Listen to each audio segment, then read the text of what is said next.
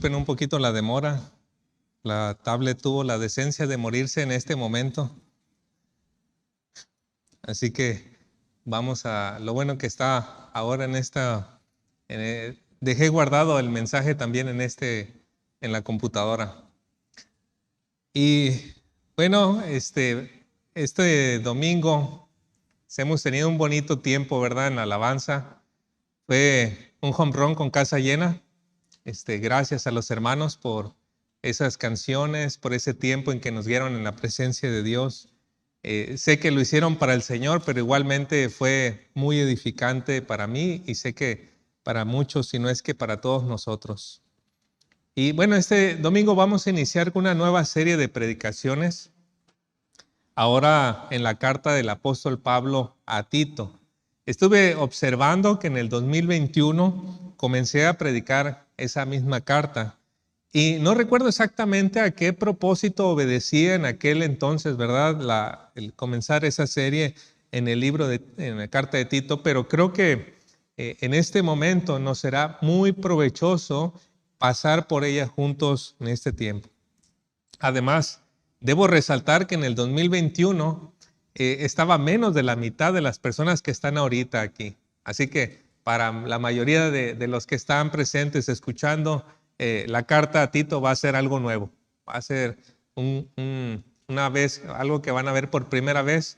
Y para aquellos que ya estuvieron hace tiempo, pues espero que sea algo provechoso también y edificante.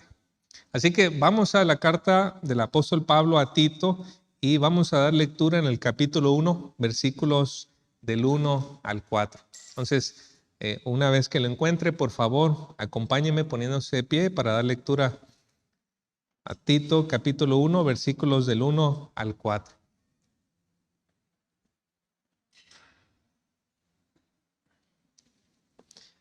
Si me sigue, por favor, con su vista, dice la palabra de Dios. Pablo, siervo de Dios y apóstol de Jesucristo, conforme a la fe de los escogidos de Dios y el conocimiento de la verdad que es según la piedad, en la esperanza de la vida eterna, la cual Dios, que no miente, prometió desde antes del principio de los siglos, y a su debido tiempo manifestó su palabra por medio de la predicación que me fue encomendada por mandato de Dios nuestro Salvador. A Tito, verdadero hijo en la común fe, gracia, misericordia y paz de Dios, Padre, y del Señor Jesucristo, nuestro Salvador. Oremos, hermanos. Padre, una vez más venimos delante de usted, Señor, para que esta porción sea nuestro alimento, para que sea esa buena semilla que cae en tierra fértil. Y le pedimos, por favor, Señor, que usted prepare nuestros corazones, que me ayude a mí a exponer con fidelidad y servirle, Señor, en la fuerza, en el poder que su Espíritu da. Por favor, Señor, sea ministrando también en la iglesia para que nosotros tengamos una base firme de una iglesia saludable, Señor, y podamos de esta manera ser un faro que refleje la luz, el brillo de Cristo a una sociedad perdida. Ayúdenos, Señor, por favor. Se lo pedimos en el nombre de Cristo Jesús. Amén. ¿Puede tomar su asiento?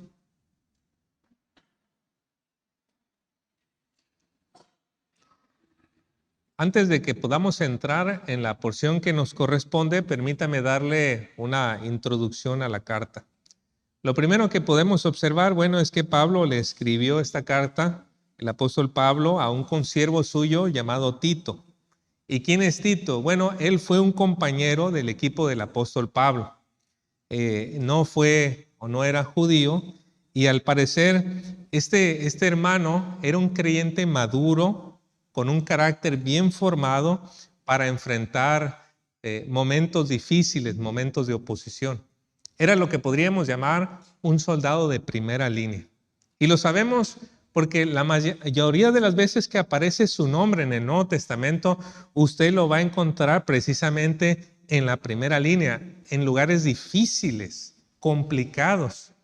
Cuando Pablo escribió segunda de Corintios, por ejemplo, dice que había enviado allí a Tito. ¿Y cómo estaba Corinto en aquel entonces, la iglesia de Corinto? Divisiones, falsos maestros, una serie de problemas y malos entendidos, pero ahí estaba este hermano, ahí estaba trabajando Tito. Y precisamente por ese carácter, me parece que el apóstol Pablo deja a Tito en la isla de Creta. Creta, pues, es una isla que hasta la fecha todavía existe, ¿no?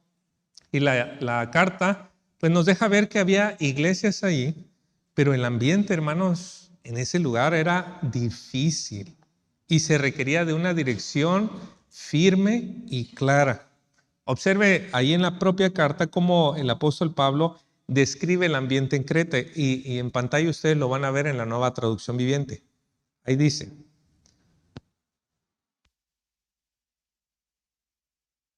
pues hay muchos rebeldes que participan en conversaciones inútiles y engañan a otros. Me refiero especialmente a los que insisten en que es necesario circuncidarse para ser salvo. Hay que callarlos porque con su falsa enseñanza alejan a familias enteras de la verdad y solo lo hacen por dinero. Y luego dice en el versículo 12, incluso uno de sus propios hombres, un profeta de Creta, dijo acerca de ellos: todos los cretenses son mentirosos, animales crueles y glotones perezosos. Bueno, no sé si nos gustaría trabajar en ese lugar, ¿verdad? Pero Pablo mandó a Tito a ese lugar y le dio instrucciones para ayudar a la iglesia en Creta a cumplir con su llamado en ese lugar tan difícil, para que ellos pudieran reflejar allí la luz de Cristo.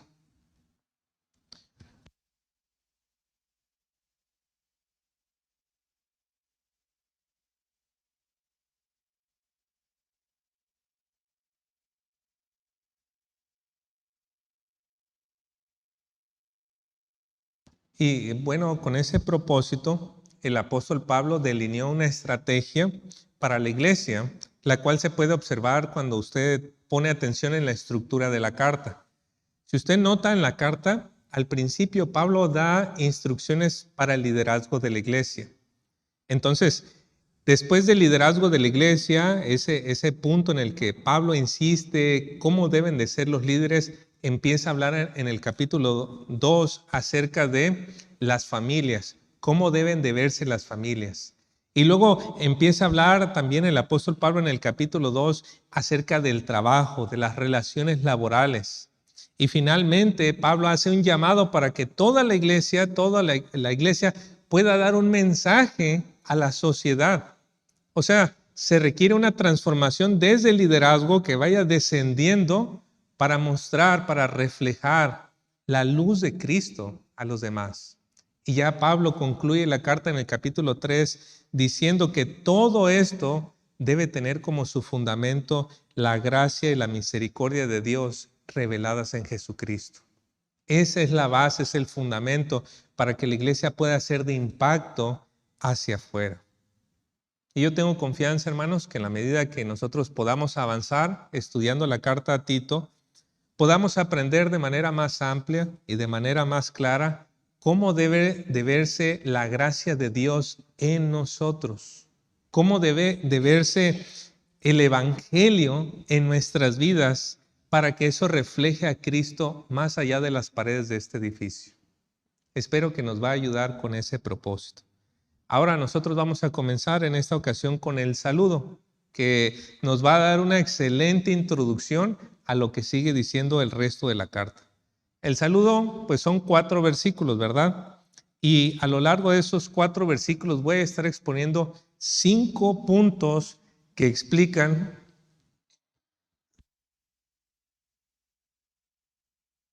Espero que ya fue la última. 5 puntos que explican el propósito del llamado de Dios para el apóstol Pablo.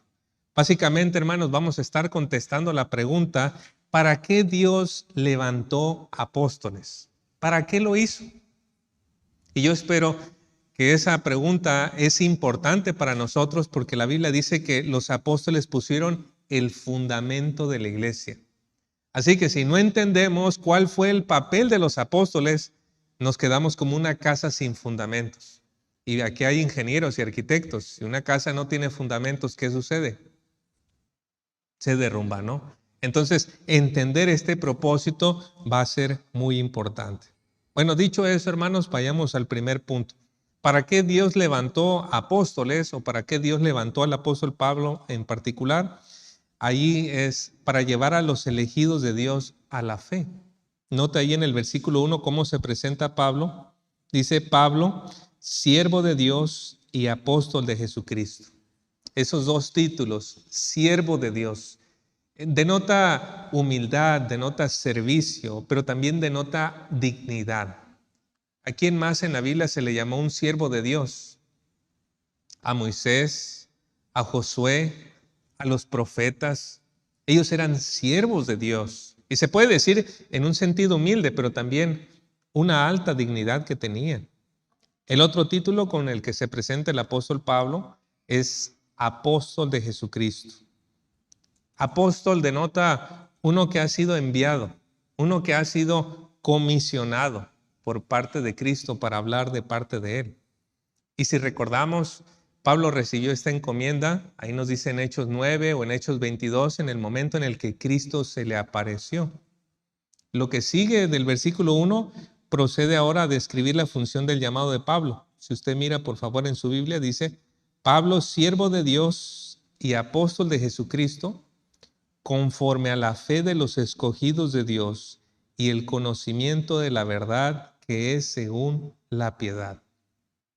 Bueno, aquí se describe la función de Pablo, pero hay otra versión que lo pone un poquito más clarito. Miren, hermanos, ahí en la Biblia de Jerusalén dice, Pablo, siervo de Dios, apóstol de Jesucristo, y note estas palabras, para llevar a los elegidos de Dios a la fe y al pleno conocimiento de la verdad que es conforme a la piedad. Entonces, el llamado de Pablo como apóstol tenía un propósito doble. El primer propósito, llevar a los elegidos a la fe. Ese es el primer propósito. Y el segundo es llevarlos al pleno conocimiento de la verdad. El primer propósito tiene que ver con la salvación. El segundo tiene que ver con la madurez. Y detengámonos un momento, hermanos, para entender qué significa esa función de Pablo.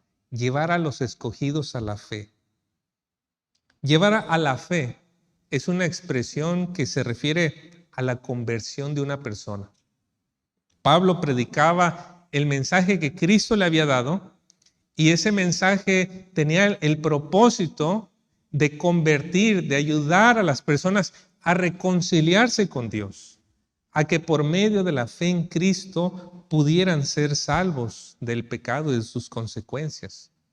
Así que cuando dice que Pablo tenía este propósito de llevar a la fe, era llevarlos a la relación personal con Dios a través de Cristo. Pero aquí hay una frase un poquito más difícil, los elegidos de Dios. Y subraya, hermanos, el hecho de que el plan de Dios para salvar a la humanidad no fue algo que Él improvisó.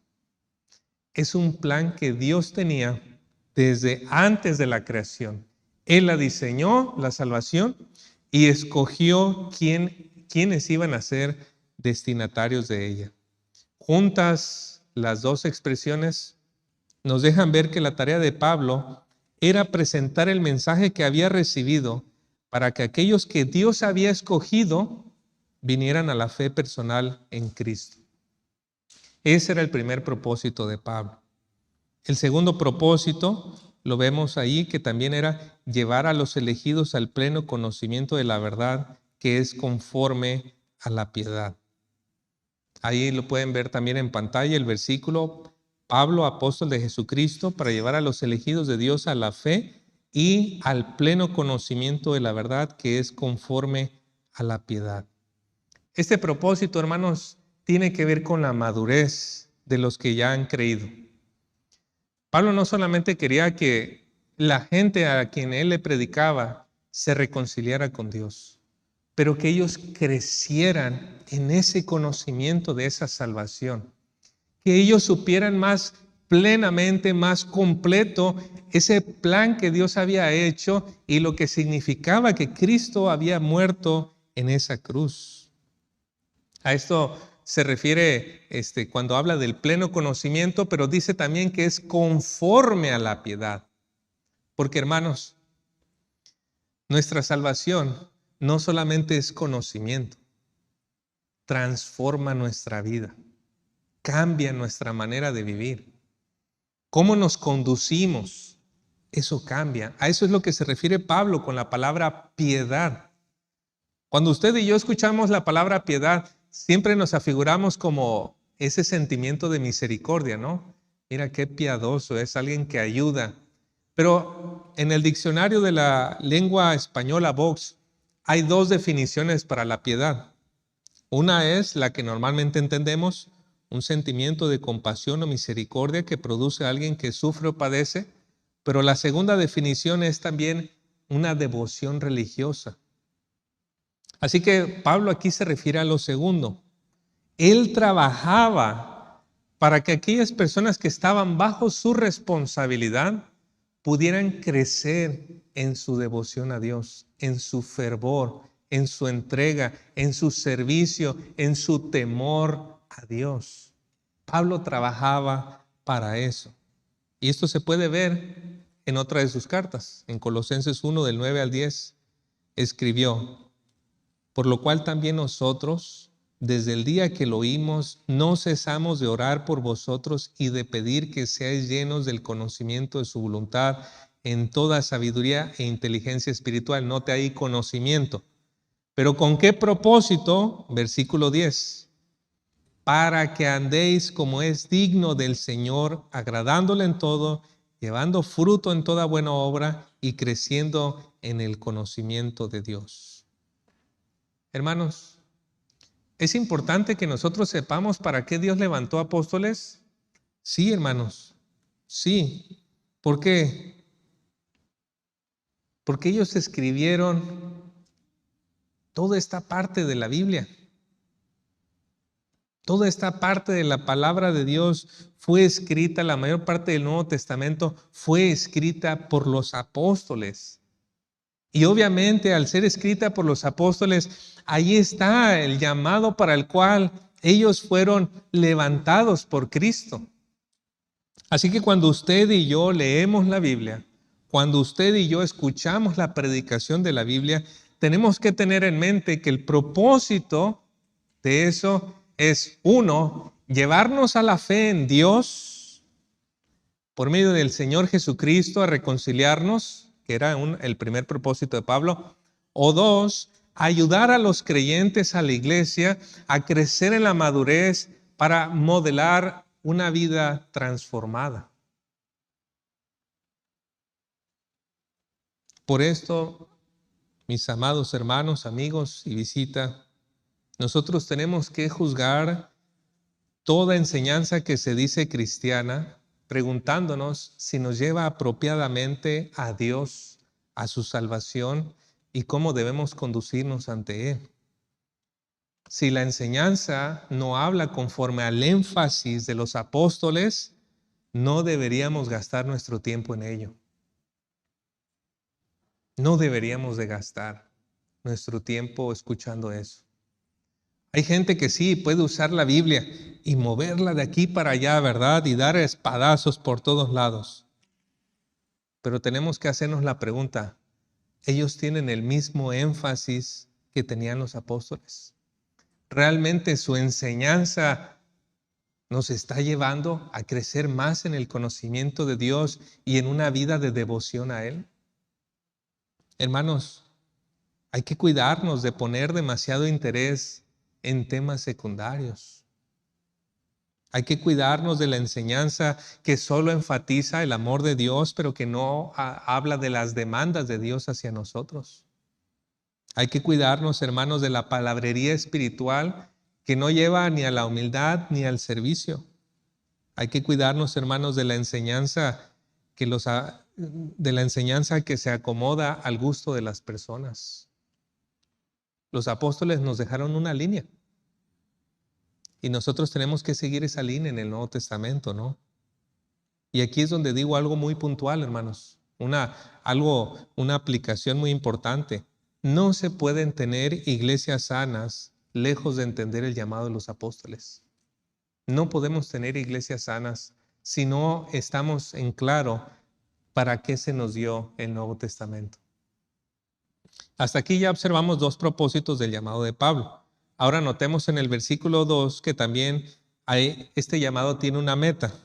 Tercer punto, servir con la meta de la esperanza de la vida eterna. Mire usted el versículo 2, por favor, conmigo. Dice, en la esperanza de la vida eterna, la cual Dios, que no miente, prometió desde antes del principio de los siglos. La Biblia de las Américas comienza con una frase un poquito más clara. La Biblia de las Américas dice, con la esperanza de la vida eterna. Es decir, Pablo tenía esta meta, la meta de no solo ayudar a las personas a reconciliarse con Dios por medio de la fe en Cristo, no solo ayudar a las personas a crecer en madurez a la semejanza de Cristo, pero prepararlos para lo que viene más adelante.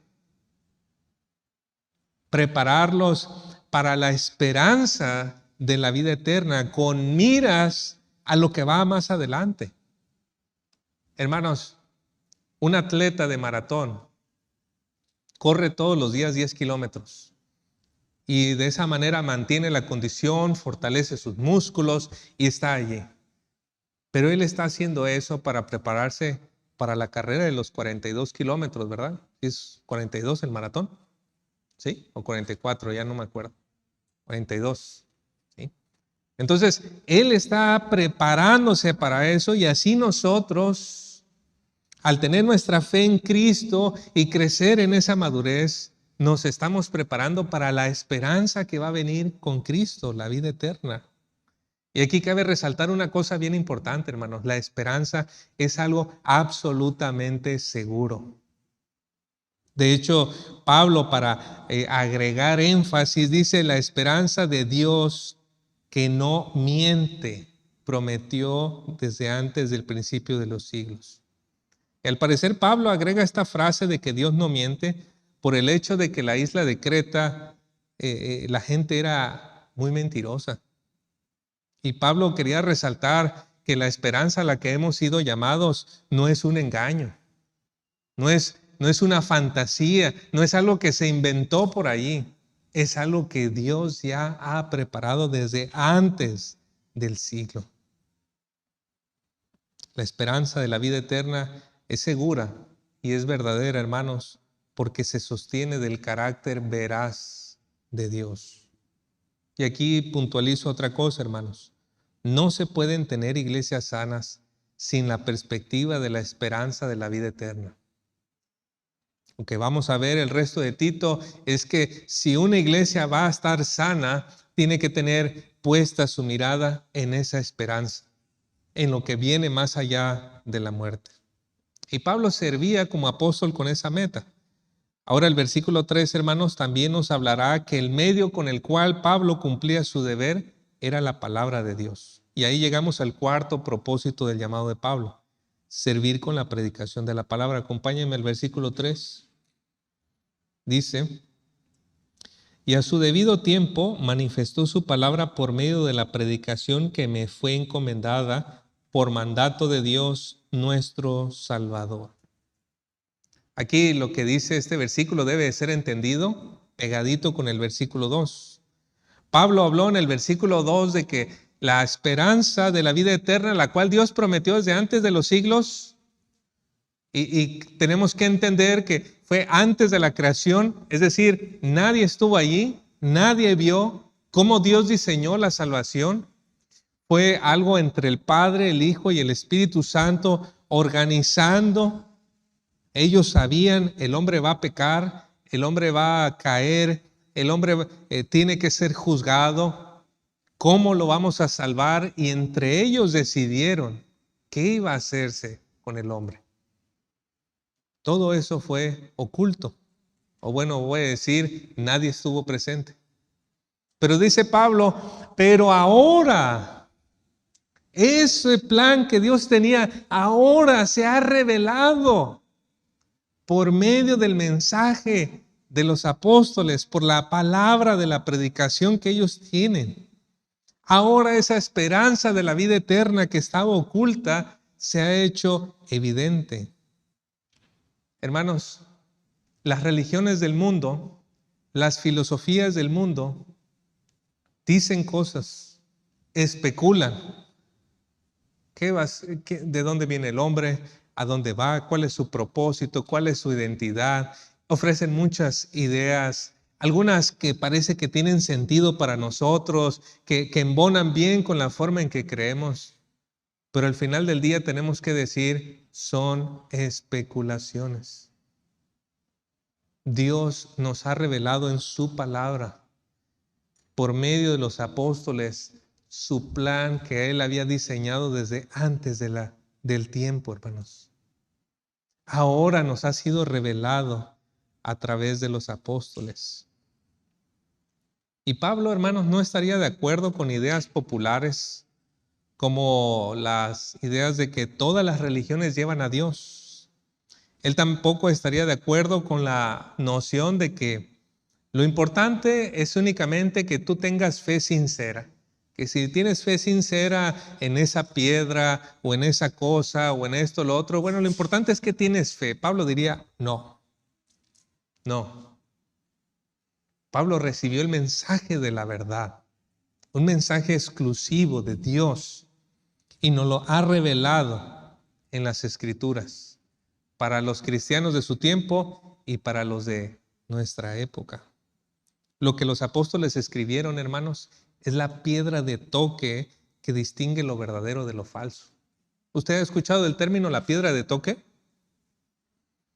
Es una piedra que se utiliza para probar metales, como el oro. Se raspa el oro y luego se le echa un acidito. Entonces ahí se sabe si es de 12 quilates, 10 quilates, 14, 18. Es esa piedra que se usa para saber la pureza del oro, por ejemplo, la piedra de toque. Queremos nosotros saber qué es verdadero y qué es falso, qué es correcto y qué no, qué es la vida eterna y qué no. Los apóstoles, lo que ellos escribieron, lo que ellos dijeron. El apóstol Juan, por ejemplo, escribió estas palabras. Él como apóstol, nosotros somos de Dios y todo el que conoce a Dios nos escucha, pero el que no es de Dios no nos escucha. Así distinguimos entre el espíritu de la verdad y el espíritu del engaño. Aquí con esto puntualizo algo también, hermanos. No se pueden tener iglesias sanas fuera de los límites y énfasis de la enseñanza de los apóstoles. Si nosotros nos despegamos de las Escrituras, naufragamos, hermanos. Ahora vamos con la quinta y última parte del propósito de Dios de llamar a Pablo, y fue servir a todas las personas. Ahí en el versículo 4 dice, a Tito, verdadero hijo en la común fe, gracia, misericordia y paz de Dios Padre y del Señor Jesucristo nuestro Salvador. Al principio dije que Tito era un hermano que no provenía de una familia judía. Y en aquel tiempo esto era muy significativo, hermanos, porque los judíos no se relacionaban con gente no judía o gentil. Pero aquí vemos al apóstol Pablo hablándole a un hombre que no es judío y le está diciendo que él es su hijo, su verdadero hijo, alguien sincero en la común fe. Es decir, el mensaje que Pablo había recibido, que lo había transformado a él, de ser un asesino, un perseguidor, a ser un servidor de Cristo, ese mensaje que él había recibido lo pasó a Tito y transformó también la vida de Tito. Y no solamente lo transformó, sino que ahora el apóstol Pablo, siendo el apóstol Pablo, delante de Dios estaba igual que Tito. Ellos compartían la misma fe en el Señor Jesucristo. Eran iguales. Qué increíble. Porque Esto estaba haciendo algo importante en aquel tiempo. Estaba quitando divisiones. Estaba uniendo a las personas. De manera implícita, en este saludo, Pablo estaba quitando la separación que hacían ciertos falsos maestros judíos que estaban en Creta, lo cual vimos nosotros al inicio. Y con su simple saludo, Pablo dejaba ver que las bendiciones de Dios están disponibles para cualquier persona de cualquier nacionalidad y que simplemente el requisito para cada uno de nosotros es la fe en Cristo. Es la fe en Cristo. Hermanos, un mal que a menudo busca golpear a la iglesia, a las iglesias cristianas, es poner divisiones donde no las hay. Todas estas divisiones son motivadas últimamente por el orgullo. Han habido divisiones en las iglesias cristianas desde el primer siglo, que si es judío o no es judío, que si pertenece actualmente a esta denominación o no pertenece a esta denominación, que si tiene la manifestación del Espíritu o que si no la tiene.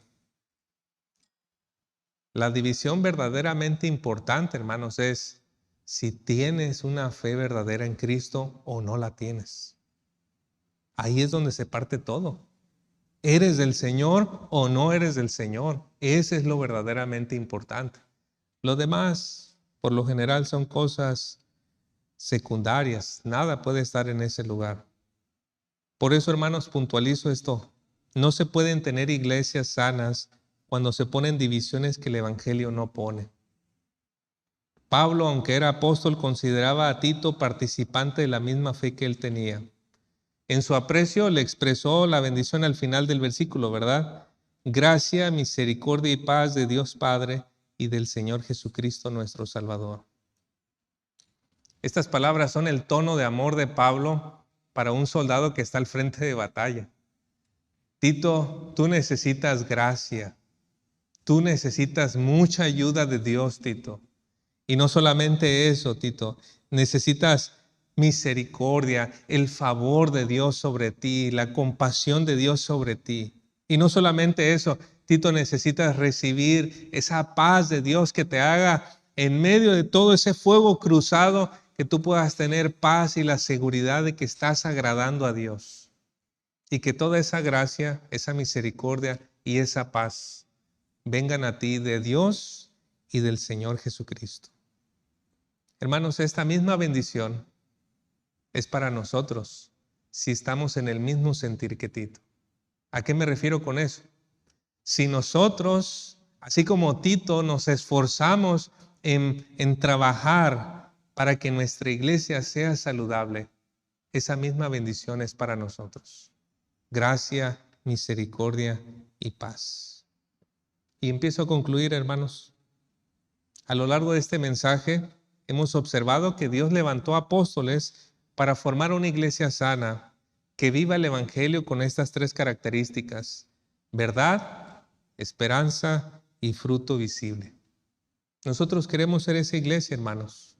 Por esto nosotros vamos a ir caminando a lo largo de estos domingos, a lo largo de la carta de Tito, y le queremos pedir al Señor que Él nos dé su paz, su misericordia y su gracia para las cosas que vamos a ir aprendiendo. Por lo demás, hermanos, solo me resta exhortarles a que vivamos el Evangelio con verdad, esperanza y fruto visible.